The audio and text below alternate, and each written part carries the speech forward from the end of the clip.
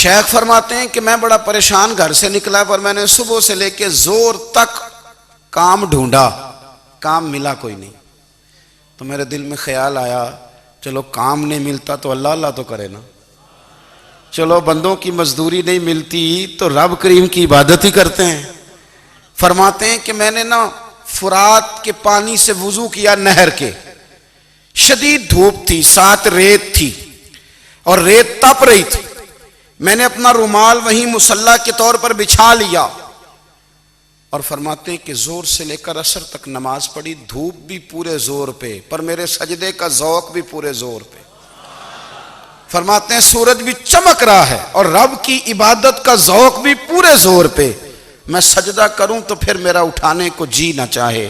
میرے استاد لکھا کرتے تھے، یہ ان کا شعر ہے، وہ کہا کرتے تھے مجھے سوز دے، مجھے ساز دے اور مجھے نیم شب کا نیاز دے، دم سجدہ خود کو میں توڑ دوں، مجھے ایسا ذوق نماز دے۔ اور میں تیری بہار کا پھول ہوں، میں کھلا بھی ہوں تو تیرے لیے، مجھے میری شاخ سے توڑ لے، مجھے اپنی زلف کا ناز دے۔ بھائی فرماتے ہیں کہ عصر تک میں نے نفل پڑھے، دل ڈھلنے لگا، عصر کی نماز پڑھی اور میں وہاں سے چلا۔ اب میں جب نکلنے لگا تو دل میں خیال آیا کہ چھوٹی چھوٹی دیواریں ہیں گھر کی، بغیر کچھ لیے جاؤں گا تو بیوی دور سے دیکھے گی تو شور کرے گی کہ پھر خالی ہاتھ آ گیا ہے۔ کہتے میں نے اپنی اسی رومال میں جس پہ میں نے نماز پڑھی تھی نا، رومال میں کی آخی دے پنجابی جو صافہ کہتے ہیں، اسی میں نا میں نے کچھ ریت بھر لی کہ وہ دور سے دیکھے گی تو سمجھے گی کچھ لے کے آیا ہے، چلو جا کے اسے بتا دوں گا کہ آج پھر مزدوری نہیں ملی۔ کہتے ہیں وہ ریت لے کر جب میں گھر میں گیا تو پہلے بیوی دروازے پہ کھڑی ہوتی تھی، پوچھتی تھی خالی ہاتھ آ گئے ہو؟ آج میں نے دیکھا تو ہے ہی کوئی نہیں۔ فرماتے ہیں میں اندر داخل ہوا، سلام لیے، کونے میں میں نے وہ رومال رکھ دیا اور میں نے آواز دی کہ بھلی مانس کہاں ہو؟ تو وہ کہنے لگی آپ منہ ہاتھ دھو لیں، میں روٹی لے کے آئی۔ میں نے کہا روٹی کہاں سے آ گئی؟ یہاں تو کئی دنوں کے فاقے، تو کئی دنوں کی غربت ہے، یہاں تو اس گھر میں تو فقیری ہے۔ فرماتے ہیں کہ وہ روٹی لے کے آئی اور اس وقت کی جو موجودہ نعمتیں تھیں، سمجھ لیں سلاد، اچار، ہر چیز ساتھ لائی۔ میں نے کہا کہ بچے کہاں گئے؟ کہنے لگی وہ کھانا کھا کے کھیلنے گئے، آپ کھانا کھا لیں آ جاتے۔ کھانا اس نے چن دیا۔ میں نے حیرت انگیز لہجے میں ساری نعمتیں اپنے دسترخوان پہ دیکھ کر کے بیوی سے پوچھا یہ کہاں سے آیا کھانا؟ بچوں کو تو نے کہاں سے کھانا کھلایا؟ یہ سارا کچھ کیسا ہے؟ تو کہنے لگی پتہ نہیں آج آپ کس کریم کی مزدوری کرنے چلے گئے تھے، پتہ نہیں کس کریم کی، میرے گھر میں تو اتنی نعمتیں آئی ہیں کہ مجھ سے سنبھالی نہیں جا رہی، اتنا اناج ہے، اتنا گندم ہے، کس کریم کے دروازے آج چلے گئے تھے؟ یہ کہتے کہتے وہ اٹھی اور اٹھ کر کے کہنے لگی پہلے بڑا کچھ آیا تھا، اب کیا لے آئے ہو؟ اور جا کر کے نا اس نے وہ ریت والا رومال کھولا، کہنے لگے میں تو لے کے آیا تھا ریت، تو میرے رب نے اسے بھی سونے اور ہیرے بنا دیا تھا۔ جب آپ کی توجہ اللہ کی جانب، میرے نبی پاک صلی اللہ تعالی علیہ وسلم نے فرمایا ہر چیز اپنے رب سے مانگ، ہر چیز مانگ، ہر چیز مانگ۔ یا رسول اللہ کیا کچھ؟ میرے محبوب نے فرمایا تیرے گھر میں نمک بھی ختم ہو جائے تو وہ بھی اپنے رب سے مانگا کر، تو مانگنا وہ تجھے دے گا، تو اس کی بارگاہ میں کشکول طلب دراز تو کرنا۔ اور ترمذی شریف میں عجیب لفظ ہیں، رسول کائنات نے فرمایا، رب کریم فرماتا ہے جب میرا بندہ ہاتھ اٹھاتا ہے نا تو مجھے حیا آتی ہے کہ میں خالی کیسے لوٹا دوں اس کے، اتنے بڑے بادشاہ کی بارگاہ میں۔ او بھائی لوگوں سے عزتیں تلاش کرتے ہو تو وہ کیا تمہیں عزت دیں گے؟ وہ تو کل اچھا کہتے ہیں پرسوں برا کہنے لگ جاتے ہیں۔ لوگوں کے سامنے گڈ بک میں آنا چاہو گے تو وہ تو سویرے تمہارے بارے میں کچھ کہیں گے، شام کچھ اور کہیں گے۔ اپنی روحانی زندگی آباد کریں، اپنے مسلح کو وقت دیں اور دنیا سے چھپ کر اس موبائل کو بند کر کے اور اپنے آپ سے بھی چھپ کے اور تنہا ہو کے چھپا کے سارا کچھ اپنے آنسو اپنے رب کی بارگاہ میں پیش کریں، اس کے حضور حاضری دیں۔ سنو نا ترمذی کی حدیث اور اسے یاد رکھنا، نبی پاک علیہ السلام نے فرمایا اپنے دکھ لوگوں کے سامنے نہ بیان کرنا، سیٹھوں نوابوں کو نہ بتاتے پھرنا، دنیا داروں کے سامنے جا کے نہ رونا کہ میں تکلیف میں ہوں، فرمایا اگر دنیا داروں کو دکھ بتاؤ گے رب تمہیں کبھی غنی نہیں کرے گا، اور لوگ ہیں کہ الٹا مذاق اڑائیں گے آپ کی جس سے بڑی پکی یاری ہے نا، پکی، وہ تب تک پکی ہے جب تک آپ نے 50,000 مانگا نہیں، اور جس وقت آپ نے کہہ دیا کہ میں مجبور ہوں میری مدد کر، تو پھر ختم ہو گئی دوستی۔ لوگوں کی تعلقات آپ کے ساتھ تب تک ہیں جب تک آپ ان سے کوئی ضرورت وابستہ نہیں کرتے۔ کریم محبوب فرمانے لگے بندوں کے سامنے دکھ نہ بیان کرنا، اللہ تجھے کبھی غنی نہیں کرے گا، تو اپنے دکھ اپنے رب کو بتا، تو دعائیں مانگ، تو اس کی بارگاہ میں حاضر ہو، تو اس کے حضور عرض کر۔ فرمایا اپنے دکھ اپنے رب کو بتا، وہ جلدی کرے یا دیر سے کرے تجھے ساری دنیا سے بے نیاز کر دے گا، تجھے کسی کا محتاج نہیں رہنے دے گا۔ اپنے مسلح کو، اپنی دعاؤں، ایک بزرگ فرماتے ہیں میں نے دعا مانگنے کا طریقہ اپنی بیوی سے سیکھا، دعا مانگنے کا طریقہ اپنی، سیکھنے والے تو اپنے بچوں سے بھی سیکھ لیتے ہیں، سیکھنے والے تو ہر ایک سے سیکھتے ہیں۔ وہ کہتے ہیں میں نے دعا مانگنے کا سلیقہ اپنی بیوی سے سیکھا ہے۔ حضرت وہ کس طرح؟ فرمانے لگے میری بیوی نے نا مجھے کوئی کام بتایا، کچھ پیسوں کی ضرورت کے لیے کہا، تو میں نے اسے کہا کہ بھئی ابھی میرے پاس نہیں ہے، کچھ دنوں میں آتے ہیں تو میں دے دوں گا۔ عورتوں کی عادت ہوتی ہے وہ بار بار یاد کراتی ہیں، 2-4 دنوں کے بعد پھر اس نے کہا حضرت وہ میں نے کہا تھا کچھ پیسے، میں نے اسے کہا کہ ابھی میرے پاس نہیں ہے، کچھ دنوں میں ملتے ہیں تو میں تمہیں دے دوں گا۔ اس نے کچھ دنوں کے بعد پھر کہا حضور وہ میں نے کچھ پیسے کہے تھے۔ فرماتے میں نے ڈانٹ دیا، میں نے کہا کہ کیا تو روز مجھے شرمندہ کرتی ہے، کہا نا میرے پاس نہیں ہے، ہوں گے تو دے دوں گا، تو روز یاد کراتی ہے۔ فرماتے ہیں اس نے پہلے تو میری ڈانٹ کو سہا، پھر میرے سخت جملوں نے اس کی آنکھوں میں آنسو پیدا کر دیے، پھر اس نے اپنے آنچل میں اپنے اس دکھ کو سمیٹا، اور پھر اس نے ایک جملہ کہا تو میں رو پڑا، اور مجھے اپنے رب سے مانگنے کا طریقہ آ گیا۔ مجھے کہنے لگی حضرت جی آپ نے ڈانٹ دیا میں نے سہ لیا، پر آپ ہی میرے شوہر ہیں، بتائیں نا آپ سے نہ کہوں تو میں کس سے جا کے کہوں۔ فرماتے ہیں میں رو پڑا، اور میں کھل کے رویا، اور میں تڑپ کے رویا، اور پھر میری سسکیاں بند گئیں، تو مجھے کہنے لگی آپ کو کیا ہوا؟ میں نے کہا مجھے بھی دعا مانگنی آ گئی ہے، جب میں اسے کہوں گا نا اللہ تو ہی میرا رب ہے، میں تجھ سے نہ کہوں تو میں کس سے جا کے کہوں، میں کیوں کسی بندے سے سوال کروں، میں کیوں کسی دنیا دار سے کہوں، میں تیرے بندوں کا، نیک بندوں کا وسیلہ لے کے، تیرے محبوب کی غلامی لے کے تیری بارگاہ میں آئیں، تجھ سے نہ مانگوں تو کس سے مانگوں؟ سمجھ آ گئی ہے جب میں اس رنگ میں مانگوں گا تو پھر رب میرے اوپر بڑا ہی فضل فرمائے گا، وہ میرے اوپر بڑی رحمت کرے گا، وہ میرے لیے آسانیاں کرے۔ عزیز دوستو ہم اس طرح کرنے لگ گئے ہیں کہ ہم نے نا اپنے تعلقات پر اعتماد کرنا شروع کر دیا ہے۔ میرے تعلقات بہت ہیں، ہم نے اپنی دولت پر اعتماد کرنا شروع کر دیا ہے، میرے پاس دولت بہت ہے، ہم نے اپنے علم پر، اپنی شہرت پر اعتماد کرنا شروع کر دیا ہے کہ میرے پاس فلاں چیز بہت ہے۔ یاد رکھنا جب بے نیاز اپنی صفت بے نیازی دکھاتا ہے تو بڑی بڑی دولتوں والے مجبور نظر آتے ہیں۔ بھائیو جب انسان کا رشتہ اپنے مالک کے ساتھ ہوتا ہے پھر تو غم بھی کچھ نہیں کہتے، پریشانیاں بھی کچھ نہیں کہتی، پھر تو زندگی صبر والی، پھر تو زندگی توکل والی، پھر تو زندگی بھروسے والی، پھر انسان اپنے آپ کو رسوا نہیں کرتا، دنیا داروں سے امیدیں اس کی ختم ہو جاتی، امیدیں اللہ رسول سے لگا لیتا ہے، مضبوط ہو جاتا ہے، مضبوط، طاقتور ہو جاتا ہے، خوددار ہو جاتا ہے، باوقار باعزت ہو جاتا ہے۔ حضرت بہلول دانا رحمت اللہ علیہ بیٹھے تھے تو ہارون رشید حج کر کے آ رہا تھا،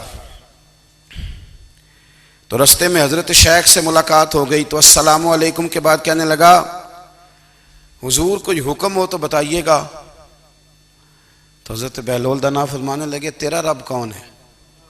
اس نے کہا اللہ۔ تو فرمایا میرا کون ہے؟ کہا اللہ۔ فرمانے لگے تو بڑا ہی بیوقوف ہے، کیا تو یہ سمجھتا ہے کہ رب ہارون رشید کو تو دے گا اور بہلول دانا کو بھول جائے گا؟ تیرا بھی وہی رب ہے، میرا بھی وہی رب ہے، اس نے اگر تجھے دے کے آزمایا ہے تو ہو سکتا ہے مجھے نہ دے کے آزما رہا ہو، جب اس کی حکمت کے تقاضے ہوں گے تو عطا کرے گا اور دے گا، تو جا اپنا کام کر۔ بھائی اپنی روحانی زندگی، اپنی عبادات، اپنے وظائف، اپنے روزمرہ کے معاملات، اپنی دعائیں، اپنا استغفار، دیکھو کوئی مشکل کام تو نہیں، 2 رکوع ہیں سورہ واقعہ کہ اگر رات کو پڑھ لی جائے تو۔ میں کس طرح یہ بات بیان کروں کہ تعویذ بانٹنا آسان ہے اور وظیفہ بتانا مشکل ہے؟ سارا دن تعویذ بانٹیں تو لوگ لینے کو تیار ہیں، اور اگر آپ وظیفہ بتائیں تو کہتے ہیں تو مشکل کام ہے۔ او خدا کے بندے، اگر آپ کا تعلق قرآن پاک کے ساتھ مضبوط ہو، قرآن پاک کے ساتھ اگر آپ کا رشتہ ہو، لوگ سفارشیں ڈھونڈتے ہیں نا دنیا میں، کوئی تعلق مل جائے تو میرا کام ہو جائے۔ دنیا میں اتنا مشکل معاملہ ہے، آخرت میں مجھے بتائیے گا کتنا مشکل معاملہ ہوگا۔ میرے نبی پاک صلی اللہ تعالی علیہ وسلم نے فرمایا جو لوگ سورہ ملک پڑھا کرتے تھے نا، سورہ ملک، یہ سورت ملک قیامت میں ان کی سفارش کرے گی، اور اس طرح کرے گی کہ کہے گی اے اللہ یہاں اس بندے کو جنت میں داخل کر دے یا مجھے قرآن پاک سے علیحدہ کر دے، تو رب فرمائے گا جا اس کا دامن تھام کے اسے جنت تک پہنچایا۔ آپ بات کو سمجھیں، جب آپ کے تعلقات اپنے معاملات کے ساتھ مضبوط ہوں گے، یہ نبی کریم نے وعدہ کیا ہے کہ تو سورت واقعہ پڑھ تیرے گھر میں فاقہ نہیں آئے گا۔ حضرت عبداللہ ابن مسعود رضی اللہ تعالیٰ عنہ بیمار تھے تو حضرت عثمان غنی رضی اللہ تعالیٰ عنہ تیمارداری کے لیے تشریف لے گئے، اور جا کر کے کہا کہ آپ بڑے بیمار ہیں، آپ کی بیٹیاں زیادہ ہیں، میں چاہتا ہوں کہ خزانے میں سے کچھ مدد کروں۔ تو سیدنا عبداللہ ابن مسعود رضی اللہ تعالیٰ عنہ اٹھ کے بیٹھ گئے اور کہنے لگے امیر المومنین، اللہ آپ کو میری طرف سے، میری بیٹیوں کی طرف سے بہتر صلہ دے، میری بیٹیوں کو کسی خزانے کی ضرورت نہیں، میں نے انہیں خزانہ دے دیا ہے۔ کہا جناب آپ نے کون سا خزانہ دیا ہے، میں آپ کے مالی معاملات کو جانتا ہوں۔ تو فرمانے لگے امیر المومنین، میرے نبی کریم نے فرمایا ہے جو سورت واقعہ پڑھے اسے کبھی فاقہ نہیں آتا، میں نے بیٹیوں کو یاد کرا دی ہے، یہ خزانہ میں نے انہیں دے دیا ہے۔ وہ سارے والدین سنیں جو بیٹیوں کے لیے پریشان رہتے ہیں۔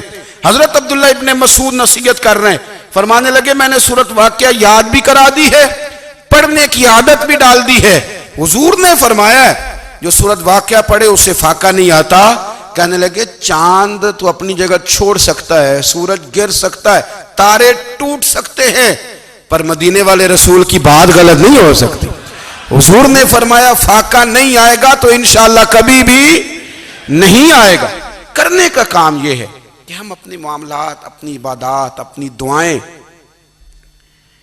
کبھی 10 منٹ عادت ہو جائے نا دعا مانگنے کی علیحدہ سے رات کو۔ حضور نے فرمایا جو فرض نماز کے بعد دعا مانگے اللہ اس کی قبول کر لیتا ہے۔ نبی پاک صلی اللہ تعالی علیہ وسلم نے فرمایا اللہ مسافر کی دعا قبول فرماتا ہے۔ حضور نے فرمایا اللہ مظلوم کی دعا قبول فرماتا ہے۔ حضور نے فرمایا بیمار سے دعا کراؤ اللہ اس کی دعا قبول فرماتا ہے۔ میرے نبی پاک نے فرمایا ماں باپ جب بھی اولاد کے لیے ہاتھ اٹھائیں، ویسے تے بلے شاہ تو آسمانی اڈ دیاں ہی پھڑ دیں، جڑا گھر بیٹھا انہوں بڑھیا ہی نہیں۔ حضور فرمانے لگے ماں باپ جب بھی اولاد کے لیے دعا فرمائیں اللہ ان کی دعا کو قبول کرتا ہے۔ آپ اپنا تعلق بنائیں، دعا کے ساتھ، عبادت کے ساتھ، مصلی کے ساتھ رشتہ بنائیں، استغفار پڑھیں۔ صلاح الدین ایوبی صلیبی جنگوں میں تھے، رات کو مسجد اقصیٰ میں نماز پڑھی تو پریشان تھے۔ ایک بزرگ سے ملاقات ہوئی تو وہ کہنے لگے کہ آپ بڑے پریشان ہیں۔ کہنے لگے حضور پریشان اس لیے ہوں کہ پہلے ہی مسلمان کمزور ہے، اب میں نے سنا ہے دشمن کا ایک بحری بیڑا وہ جنگی سامان سے بھرا ہوا آ رہا ہے، تو اب ان کے پاس اور تلواریں اور نیزے آ جائیں گے، مسلمانوں کے پاس پہلے ہی وسائل کی کمی ہے، پریشان ہو کس طرح کر کے مقابلہ کریں گے۔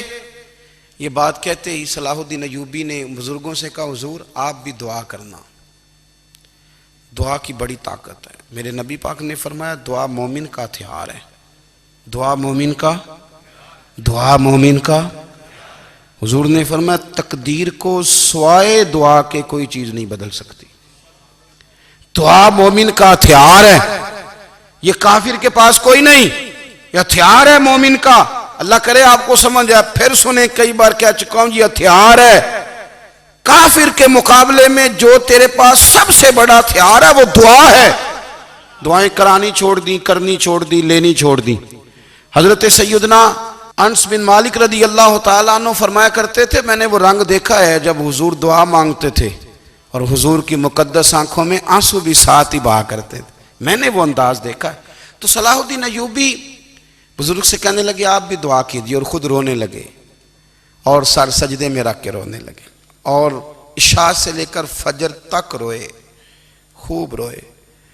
صبح وہ بزرگ آئے تو صلاح الدین ایوبی کا خوبصورت اور ہنستا ہوا چہرہ دیکھا۔ کہنے لگے آپ بڑے خوش ہیں، رات تو میں نے بڑے روتے ہوئے دیکھا تھا۔ تو کہنے لگے حضور وہ جو بحری بیڑا آ رہا تھا نا وہ پانی میں ڈوب گیا ہے، اب وہ نہیں آ رہا، ابھی خبر آئی ہے تو میں بڑا خوش ہوں۔ بزرگ کہنے لگے اٹھ سینے سے لگ، اور سونے کے بعد وہ بحری بیڑا پانی میں نہیں ڈوبا، وہ تیرے آنسوؤں میں ڈوب گیا ہے۔ وہ جو تو رات رویا ہے نا رب کریم کی بارگاہ میں، تو وہ ڈوب گیا ہے۔ بھائی اپنا مصلی کا، عبادت کا، وظائف کا، اللہ اللہ کا سلسلہ اس کو مضبوط کرے، اپنی دعاؤں کے تعلق کو مضبوط کریں۔ دعائیں بڑے انقلاب برپا کر دیتی ہیں۔ ہم تھوڑے تھوڑے نا جب سے خشک ہوئے ہیں نا، خشک، اور میری تو جماعت ہی صوفیاء کی جماعت تھی، ہم تو داتا علی اجمیری کی جماعت سے، ہم تو خواجہ اجمیری کی جماعت سے، ہم تو شیخ احمد فاروق سرہندی کی جماعت سے، ہم تو صوفیاء کی جماعت۔ ہماری جماعت نے بھی وہ تعلق جو ہمارے بزرگوں نے بنایا تھا۔ بزرگ اللہ کے قریب کیسے جاتا ہے؟ ہمارے یہاں نا بہت سارے لوگ کہتے ہیں جی نظر ہو گئی تو کام ہو گیا۔ بھائی جو بخاری مسلم میں طریقہ ہے نا اللہ کا قرب پانے کا، وہ تو نفل ہے۔ نبی کریم علیہ السلام نے فرمایا بندہ نفلوں کے ذریعے رب کے قریب جاتا ہے، اور اتنا قریب جاتا ہے کہ پھر اللہ اس کی زبان بن جاتا ہے، اللہ اس کی آنکھیں بن جاتا ہے، کان بن جاتا ہے، ہاتھ اور پیر بن جاتا ہے۔ تو یہ تو عبادت ہے، یہ تو اللہ کی بارگاہ کی حاضری ہے جو آپ کو اللہ کے قریب کرے گی۔ تو اپنے نماز کو اہمیت دے کے ادا کریں، نمازیں موبائل بند کر کے ادا کریں۔ لیکن نا کچھ لوگ کہتے ہیں مجھے ٹائم نہیں ملتا نماز کا، تو میں کہتا ہوں یہ آپ نے بڑی جرت کی بات کی ہے۔ مجھے کو میرا پیر بھائی کہہ دینا میرے پاس ٹائم نہیں آپ کو ملنے کا، تو میں کہتا ہوں آج کے بعد آنا ہی نہ۔ تو کیا سمجھتا ہے، تو بہت بڑا آدمی ہے، تیرے پاس ٹائم نہیں ہے اور ہمیں ملنے کا ٹائم، موج کر۔ تو آپ نے اللہ رسول کو ہی کہہ دیا ٹائم نہیں۔ اور عجیب فلسفہ ہے نا، کہا جائے نماز پڑھنے آؤ تو کہتے ہیں کپڑے ٹھیک نہیں، اور کہا جائے کہ آؤ ذرا دعوت پہ چلیں تو کہتے ہیں ایک منٹ ٹھہر میں کپڑے بدل کے آیا۔ نماز کے لیے کہا تو کہتے ہیں ٹھیک نہیں، دعوت کے لیے کہا تو کہتے ہیں میں ذرا تیاری کر لوں، یوں جانا مناسب نہیں۔ یہ معاملہ ٹھیک نہیں۔ رب تو فرماتا ہے کہ جب تو مسجد میں آ تو زینت اختیار کر کے آ، خوب ذوق سے دعا مانگیں، خوب شوق سے نماز پڑھیں، خوب استغفار کا مزاج بنائیں۔ آپ لوگوں کے بیچ رہ کے سوکھ حاصل کرنا چاہتے ہیں، لیکن آپ کو پتہ ہے کئی مہینے غار حرا میں رہنا بھی مدینے والے محبوب کا طریقہ ہے۔ ہر سال اعتکاف بیٹھنا الگ سے، یہ بھی حضور کا طریقہ ہے۔ مسجد نبوی کے اندر دروازہ کھلتا تھا نبی کریم کا، پر گھر کے اندر نفل پڑھے نبی پاک نے۔ اور حضور فرماتے ہیں کچھ نفل نماز گھر میں بھی پڑھا کرو، گھر کو قبرستان نہ بناؤ۔ ہمارا گھر اللہ کے ذکر سے آباد ہوگا اگر ہم نماز پڑھیں گے نا۔ میں جب سنت پڑھنے کے لیے گھر میں کھڑا ہوتا ہوں تو میرا جو 2.5-3 سال کا بیٹا ہے نا، وہ بھی میرے ساتھ نماز پڑھنی شروع کر دے۔ اسے پتہ کوئی نہیں نماز کیا ہوتی ہے، لیکن وہ بھی نا سجدہ نہ بھی کرنا ہے تو ساتھ لیٹ ضرور جاتا ہے۔ پتہ چلا بچے لیکچر دینے سے نماز نہیں پڑھتے، نماز شروع کر دیں تو بچے بھی شروع کر دیتے ہیں۔ ہم جب پریشان ہوتے ہیں تو لیکچر دیتے ہیں، تو لیکچر تو باہر شاید چل جائے، گھر میں کیسے چلے گا؟ گھر میں تو عمل چلے گا۔ تو میرے عزیز، آج کے اس روحانی اجتماع میں ہمارے دوستوں نے جو محنت کی، ہم نے بار بار اپنی نیت سے پوچھا خدا ہمیں معاف کرے اگر کوئی ذاتی شہرت ہے، کوئی ہمارے ذاتی مفادات ہیں، رب ہمیں ہدایت دے۔